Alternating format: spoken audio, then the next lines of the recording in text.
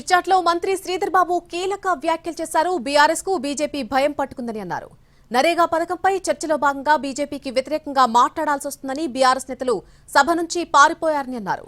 సభ 15 రోజులు నిర్వహించాలని డిమాండ్ చేసిన వారు ఒక్కరోజుకే ఎందుకు పారిపోయారని ప్రశ్నించారు. నీటిపారుదల ప్రాజెక్టులపై చర్చకు సిద్ధమని వాళ్లే చెప్పారని, ఇప్పుడు ఎందుకు పారిపోయారని క్వశ్చన్ చేశారు.